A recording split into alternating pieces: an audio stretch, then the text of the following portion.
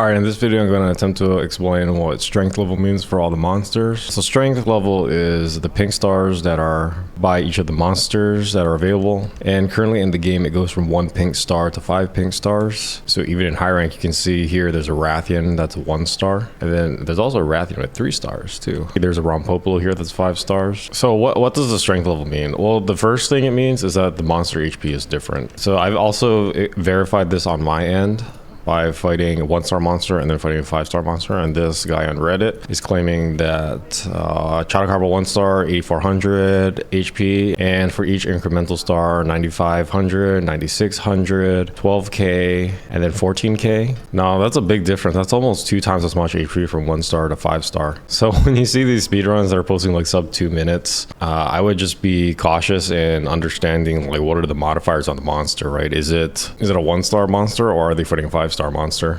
I feel like speedruns should actually put that in the description. But all right, how else is the monster affected? Well, they do more damage. This can be easily tested. So you can just go to the training area. And what we'll do is we will go to training settings. We'll turn this to smash mode. We'll do a weak knockback and we're just going to change it from 1-star to 7-star. This should be very obvious. So look at my HP here. This is weak 1-star. Look how little damage it does. Now for the same move here, if we change that to 7-star.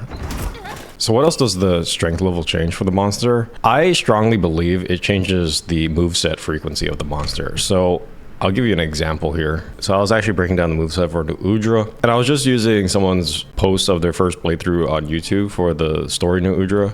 And I'm gonna assume that Nu'Udra was only 1-star. He actually did not show that many moves. So when I thought I had all the moves, and then I actually jumped directly into Expedition, and I actually fought a 5-star Nu'Udra, and he was throwing out in non-enrage a lot of complicated moves, and he was throwing out those moves with more frequency too. So I strongly believe that there's also a moveset frequency modifiers for higher strength monsters, and that they'll throw out the more unfavorable moves more often. I have no proof of that whatsoever, but something to keep an eye out for. I'm pretty confident that's the case. And I've also, looking back, like when I fight 5-star Archvels and other 5-star Apex monsters, they seem to be more aggressive, and aggressive, not necessarily that their moves are different, but like, again, they throw out those more nasty moves more frequently, whether it's the quicker moves or the ones that have really low startup. I do feel that's the case for higher strength monsters. Again, no proof whatsoever. I'm sure someone,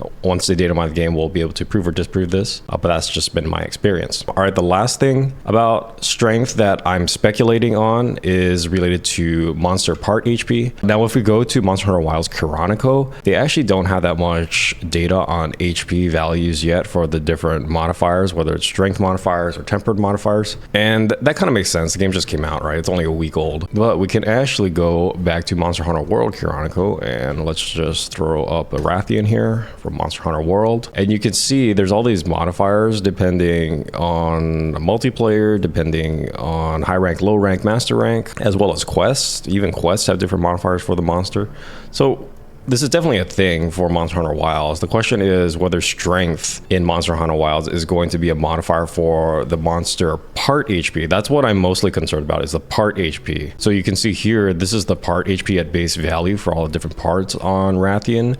And then these actually change depending on the difficulty, whether it's low rank, high rank, master rank, as well as a quest. Now, the reason I suspect strength level also affects the part HP, and this is why I feel it's pretty important, is because for speedruns, you want to CC the monster, getting flinches and topples, and the part HP is very important to that. So that's another reason why I loop back to what I said in the beginning, where if you're watching a speed run, you really need to know really what that part HP is like, because if you're outputting tons of damage, there's just no way the monster can respond. You can't just chain CC a low strength 1-star monster if that's the case. This is more of a prediction on my end that it actually does affect the part HP. All historically Monster Hunter, like with the way they modify the HP values as well as the part HP values, does kind of lead credence to this theory. Last thing is tempered monsters. We're getting reports of tempered monsters having roughly, some people are reporting 10% more HP, some people are reporting 20 to 30% more HP. I think it's just safe to say that tempered monsters have a little bit more HP. So we have the strength modifier for monster HP as well as the tempered monster modifier for monster HP. Anyways, hope you guys enjoyed that video. Subscribe for more videos like this. Thanks for watching.